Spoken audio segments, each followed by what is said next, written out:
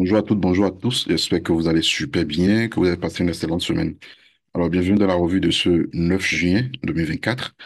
Vous avez vu comment ça s'est passé au cours de la semaine sur les paires que nous avons analysées le dimanche passé. Bon, c'est vrai, il y a eu d'autres paires qui se sont ajoutées. Et je vous l'ai toujours dit, on ne peut pas tout analyser euh, en une seule revue hebdo. D'accord? C'est pourquoi je vous ai dit d'intégrer le canal Telegram. Vous avez le lien juste en description de la vidéo. Parce que en plus des paires que nous analysons les dimanches, d'accord, vous avez d'autres paires que je vais ajouter. Alors, là, je vous ai sur le graphique du DXY. Vous êtes au cours de la semaine, qu'est-ce que nous avons eu? Alors déjà, le week-end passé, qu'est-ce qu'on avait? On était ici, je crois. Voilà, on était ici. Et je disais, voilà, je m'attendais à ce qu'on ait une impulsion, puisqu'on était sur les 50% avec le support haussier. Je m'attendais à ce qu'on ait une impulsion. Bon, bien évidemment, il y avait la droite de tendance qu'il fallait casser et tout. Mais au cours de la semaine, nous avons eu une réintégration au sein de la zone. Ça a consolidé. Et le vendredi, d'accord, à partir d'ici, vous avez vu la NFP, paf, ça a accéléré. Et puis, nous avons eu la cassure finalement. Alors, est-ce que nous aurons la continuation de ce mouvement? Il est fort probable. De toute façon, nous sommes toujours au sein de la tendance haussière, d'accord? À long terme, on est dans une tendance haussière, à moyen terme, on est dans une tendance haussière et à court terme, tendance haussière sur le dollar.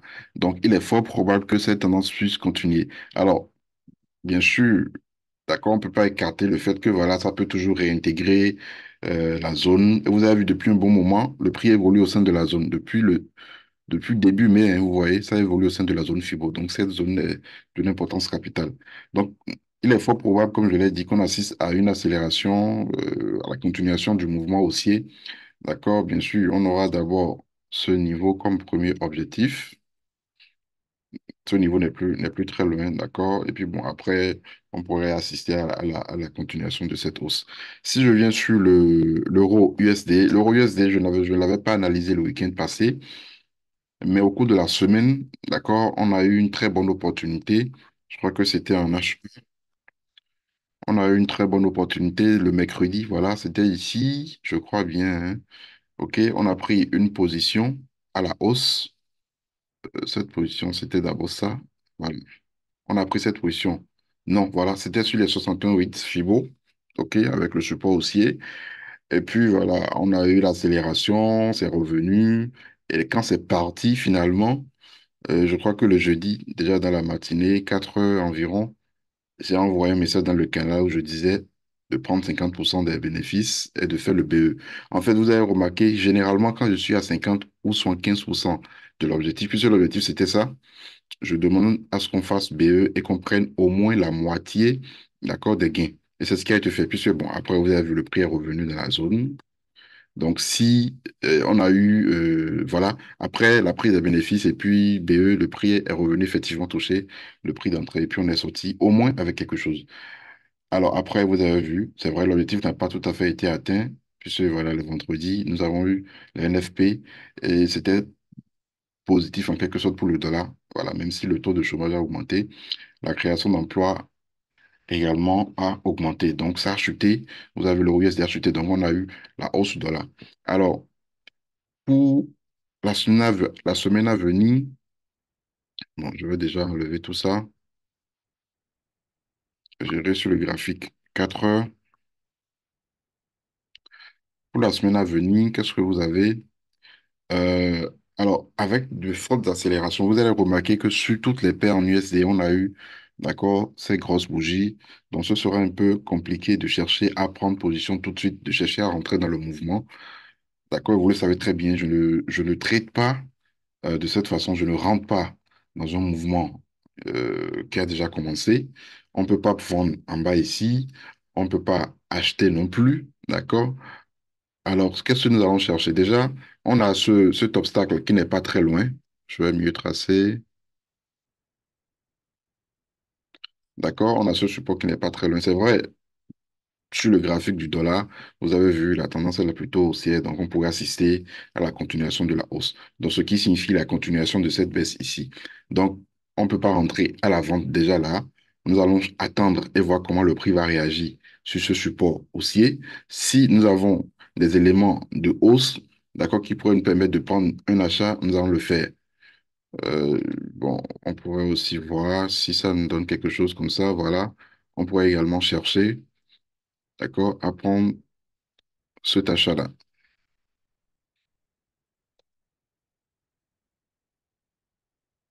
Voilà. Ça pourrait nous donner un point d'entrée à la hausse, même si c'est à court terme. D'accord? Même si c'est à court terme, on pourrait chercher à prendre cet achat. C'est-à-dire, cet achat pourrait notifier une correction de ce mouvement, en fait. C'est-à-dire, on pourrait prendre un achat ici pour juste prendre la correction de ce mouvement. C'est-à-dire, on n'aurait pas un objectif assez large, quoi. Voilà, en quelque sorte. De toute façon, il faudrait vraiment faire attention à vos risques. Déjà que le dollar est haussier, prendre la hausse ici, c'est de façon technique. Ce n'est pas parce que, voilà, on veut juste profiter d'un grand mouvement, non. Comme je l'ai dit, c'est pour profiter de la correction. Donc, on pourrait chercher à prendre cet achat. Mais bien sûr, il ne faudrait pas seulement prendre la position parce que le prix a touché 50% ou bien le prix a touché un support haussier.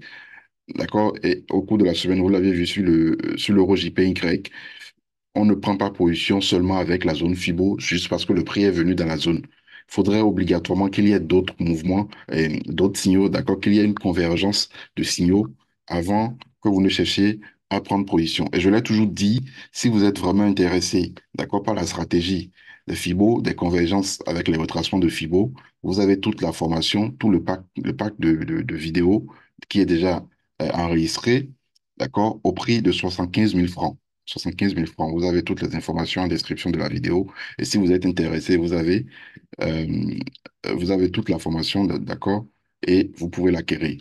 Alors, donc comme je l'ai dit pour l'euro USD, tout simplement, nous allons attendre et voir comment le prix va réagir sur ce niveau pour chercher à prendre position. Si, au lieu d'une réaction, c'est-à-dire, au lieu d'avoir nos signaux de convergence et tout pour un achat, ça casse, alors là, nous allons maintenant commencer à chercher les signaux pour une vente. Alors, après l'euro USD, vous avez le GBP USD également. Le GBP USD également. Alors, sur le GBP, nous avons eu deux positions au cours de la semaine. La première position, c'était ici. Et là, c'était une position qui était prévue puisqu'on avait parlé de ça le dimanche passé. Je crois que c'était le lundi. Voilà, c'était quelque part ici, hein, voilà. La position a été prise, on a pris une vente. OK, l'objectif, c'était ça. Et quand on était ici, je crois, j'ai parlé de BE. C'est vrai, j'ai oublié de notifier la prise des 50% de bénéfices ou 75%, tout ce que vous voulez. D'accord? Puisque après, parfois, le prix est revenu chercher le BE. Donc, ceux qui avaient pris position, effectivement, ici, sur les 68%, je crois, de ce mouvement, parce on anticipait la formation d'une épaule tête-épaule, en fait. Et TE, c'est ce qu'on anticipait. Voilà. Et l'objectif, c'était ce qui devrait être la ligne de cours, en fait. Donc, qu'est-ce que nous avons eu après la baisse jusqu'à ce niveau? Le prix est reparti, j'ai pris au moins une partie des bénéfices, et puis, paf, le prix est revenu, et nous avons eu, comment on appelle ça, la sortie sub E. Maintenant, après, comme je l'ai dit, nous avons eu deux positions au cours de la semaine. Le mercredi, quand on prenait position sur l'euro USD, je crois, on a pris également position mercredi, voilà, c'était quelque part ici. Voilà, on a pris également position sur le GBP. Et c'est dans cette zone, parce que pourquoi je crois, on a tracé quelque chose comme ça. On a tracé quelque chose comme ça. Puisqu'on est toujours en tendance haussière, en fait.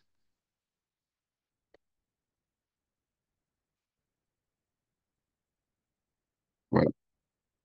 Donc, on a pris. Et je disais, voilà, que j'avais loupé la position le mardi. J'avais loupé la position ici le mardi. Et qu'est-ce que nous, on a fait? On a pris plutôt position quelque part ici, je crois, le mercredi. On a pris plutôt position ici, un peu en retard, mais bon. Après, on est sorti également au même moment que sur l'euro USD. C'était environ 5 heures du matin, je crois, hein, le jeudi, quelque part ici.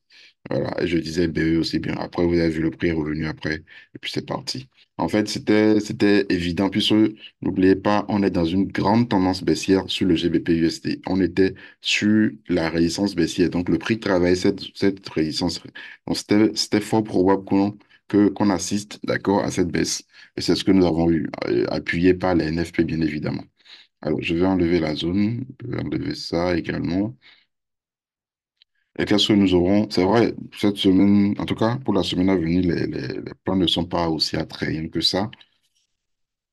Alors, vous avez ici également, d'accord? Vous avez ici également à court terme, bien à moyen terme si vous voulez, le support haussier qui n'est pas loin, le support haussier qui n'est pas loin. D'accord, vous avez cette zone également.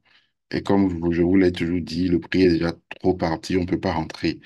Ici, soit ça nous donne une correction pour une vente, c'est-à-dire au lieu de continuer à acheter, ça nous donne une correction, ça corrige. Vous pouvez aller en unité de temps inférieur pour chercher une entrée. Ça, nous allons voir au cours de la semaine dans le canal. Si éventuellement ça nous donne une correction. Mais si la baisse devait se poursuivre, nous allons attendre le prix.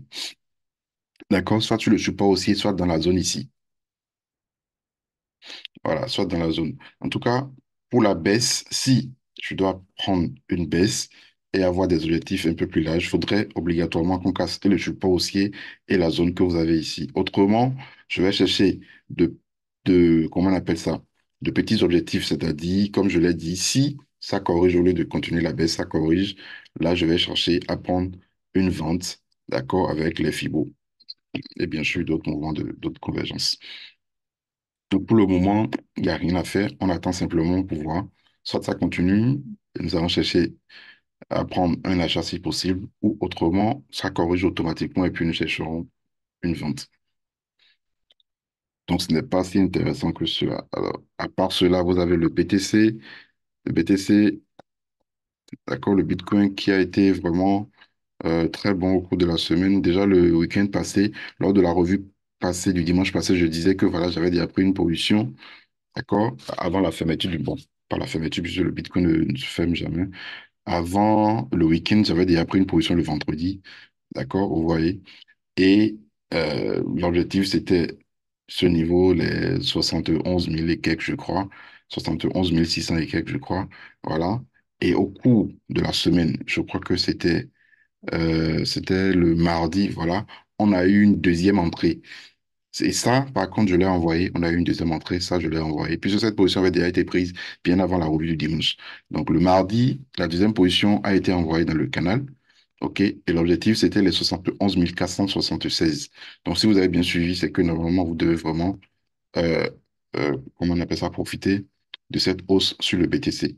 Alors, à part cette position, on a actuellement une nouvelle opportunité. Vous avez cette zone FIBO de ce mouvement et vous avez le support haussier. Et là, j'ai également pris une position ici.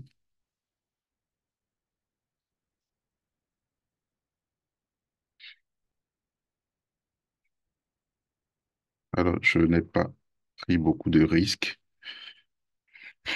Parce que le truc aussi, c'est que, vous voyez, le sommet qui s'est formé ici n'est pas plus gros que le sommet précédent. Alors, je me dis, est-ce que nous allons assister à la formation d'un double top? D'accord? Si je vais en daily, est-ce que c'est un double top qui veut se former? Donc, c'est pourquoi je n'ai pas pris beaucoup de risques. Donc, je me dis, alors ça peut effectivement continuer, cette hausse-là peut effectivement continuer, d'accord? Ou ça casse tout simplement et ça revient chercher cette zone. C'est-à-dire, ça peut consolider et venir carrément se poser ici ou carrément se poser sur les 61. Oui, puisque ici, c'était les 50% qui avaient repoussé le prix. D'accord? Donc, la raison pour laquelle j'ai dit, j'ai pas pris un gros risque. Donc, j'ai pris un buy avec comme objectif le plus haut que nous avons eu au cours de la semaine. D'accord? Et un stop légèrement sous la mèche ici, quelque part ici, voilà, je crois. Donc, voilà, ça a été pris. Bon, nous allons voir comment ça va se passer. Si, et comme je l'ai dit, si ça cassait la zone ici, il est fort probable qu'on assiste à une consolidation et une formation de double top. Et là, ça pourrait casser ou les 71,8% pourraient repousser le prix à la hausse. Voilà. Alors, hormis cela, est-ce que j'ai parlé du gold? Non, pas encore. Le gold, alors le gold, j'ai pris position sur ça, mais bon, je ne l'ai pas envoyé dans le canal. C'est après, j'ai envoyé le résultat et tout. Le GBP USD déjà. Alors, il y a quand même l'euro JPY qui n'est pas mal. Ça également, voilà, je disais que on avait envoyé une position, on avait tracé Fibo sur ce mouvement. D'accord, quelque part ici, je crois. Je vais rapidement reprendre. Donc, vous voyez, ça a cassé, la seule bougie H4 a directement cassé la zone FIBO et raison pour laquelle la position n'a pas été prise. Donc, peut-être certaines personnes ont pris position, mais bon, je l'ai toujours dit, on ne se sert pas uniquement de FIBO pour prendre position. Et vous voyez, après ça a consolidé et tout, mais bref. Bref. N'oubliez pas, on est toujours en tendance haussière, hein, donc ça pourrait repartir à tout moment. Alors, je suis quand même tenté de prendre un petit risque. Là, je viens rapidement en H1. Ça pourrait représenter effectivement un drapeau ascendant, d'accord, c'est-à-dire une figure de continuation après cette baisse. J'en suis conscient, d'accord, mais je suis tenté quand même de prendre, vu qu'on est toujours en tendance haussière, je suis quand même tenté de prendre euh, une position, une hausse. Donc, disons, je risque 42 pips, d'accord, pour, disons, 100 et quelques pips. Je suis tenté de prendre cette position. Si, bon, si ça cassait, alors là, ça va nous donner une confirmation, d'accord, de la continuation de la baisse. C'est-à-dire, vous avez baisse, correction, consolidation, et puis continuation de la baisse. Il n'y a pas de souci. Donc, si ça casse, et puis bon, ça touche mon stop loss, il n'y a pas de souci. Je vais chercher à prendre position à la vente. On est d'accord. Mais pour le moment, je suis bien tenté de prendre cette position haussière. Vu que nous sommes toujours en tendance haussière, euh, les probabilités sont un peu plus élevées. Donc, je suis je serai haussier, je vais chercher à prendre cette position à l'ouverture du marché. Bien sûr, je ne vais pas automatiquement acheter à l'ouverture du marché. Voilà, c'est vrai, ça nous laisse déjà beaucoup de mèches et tout, mais bon, nous allons voir comment ça va se passer. Et surtout, n'oubliez pas, à l'ouverture du marché, il y a les spreads qui s'élargissent. Donc, il faudrait attendre une heure après. Vous allez remarquer généralement à 20, bon, à minuit ou bien 23 heures, ça dépend du pays dans lequel vous êtes, à la fermeture du marché, d'accord, quand vous avez un nouveau cycle, ou bien une nouvelle ouverture, il y a les spreads qui s'élargissent pendant une heure environ. D'accord, si le marché, je prends un exemple, le marché se ferme peut-être à 23 heures dans votre pays, par exemple. Donc, quand 23 heures sonne, vous allez voir les spreads vont s'élargir, d'accord, et à 0 heure, tout revient à la normale. Donc, il faudrait faire attention à cela. Donc, pour l'euro GPY, ça m'a l'air d'être vraiment intéressant, mais bon, si ça casse, là, je vais changer rapidement et chercher à prendre une vente. Alors, à part cela, donc j'ai fait l'euro, dollar, le gold. Non, pas le gold, je finis avec le gold. Je finis avec le gold. Alors, comme je l'ai dit également la dernière fois, si vous voulez avoir un suivi, d'accord, personnalisé, vous ouvrez un compte avec mon lien de partenariat avec le broker ISM. Le lien est en description de la vidéo. Vous ouvrez un compte. Si vous avez déjà un compte, vous ouvrez un compte supplémentaire tout simplement avec le lien. Et vous faites un dépôt minimum de 100 dollars. Et si vous êtes dans l'un des pays, le Bénin, Burkina, Côte d'Ivoire, je crois, vous avez 100% de bonus sur votre dépôt jusqu'à 500 dollars de dépôt. Voilà. Donc, en plus de cela, si vous le faites avec mon lien, vous m'envoyez la capture d'écran et tout, l'idée, je fais vérification. Et puis voilà, je peux vous prendre en e-boss pour chaque prise de position et pour le suivi, les analyses et tout. Voilà. Alors, je vais finir avec le gold, comme je l'ai dit. Je viens sur le graphique 4. Alors, le gold, qu'est-ce que vous avez? Le gold, alors, une position avait été prise au cours de la semaine. En M15, j'ai pris beaucoup de positions et tout.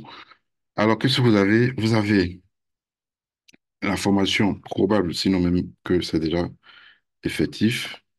Je viens en daily, vous voyez, le double top, d'accord? Le double top.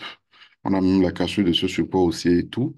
Il faudrait quand même faire attention. Ce n'est pas parce que vous avez la figure qui s'est formée que obligatoirement il y aura cassure. On est d'accord. Faudrait qu'on ait une cassure franche et qu'on ait un pullback pour chercher à prendre cette position. Parce que là, ça peut également être un piège. N'oubliez pas, le gold est toujours en tendance haussière. Même la formation de cette figure ne veut pas dire que nous allons assister à un retournement de tendance. La tendance, elle est toujours haussière. Vous voyez, on a toujours ce support haussier ici et tout. Mais bref, je viens en H4. Ce que moi, je vais plutôt faire, déjà, de un, on ne peut plus rentrer en position, on ne peut plus prendre une vente ici, c'est déjà trop parti. Pour la vente, soit ça nous fait un pullback sur le support aussi cassé, c'est-à-dire vous allez en M15 ou M5 pour chercher un pullback combiné avec un Fibo si possible, pour prendre une vente, d'accord?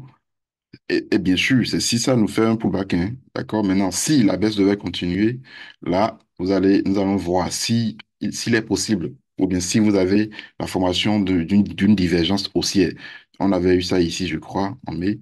Si vous avez une divergence haussière avec le RSI, que ce soit en H1 ou en M15 ou même en M30, on peut chercher à prendre un buy sur le gold. Maintenant, si effectivement vous avez la cassure, une cassure franche H4 ou délit de cette zone, là, nous allons voir dans quelle mesure chercher à prendre une vente. On ne peut pas encore dire, voilà, ça casse. Si ça casse, automatiquement prenez une vente. Non, ça, c'est pas, ce serait pas bien. Mais comme je l'ai dit, c'est pas vraiment des plans déjà, déjà faits et tout. On va rentrer dedans en même temps. Non, c'est pas vraiment intéressant. Donc, les plans que nous avons, ce sont des plans qui sont soumis comment on appelle ça? À des conditions, d'accord? Des conditions vraiment particulières qu'il faudrait vraiment surveiller. Voilà, donc il n'y a pas de plan favori pour ce week-end. Peut-être le BTC, bon, pas mal. L'Euro GPY aussi, je suis vraiment intéressé par cela, mais bon. Donc le reste, on va voir le reste au cours de la semaine dans le canal. Donc intégrez le canal et si vous n'êtes pas encore abonné à la chaîne, abonnez-vous, likez la vidéo et partagez si possible. Très bonne semaine de trading à vous.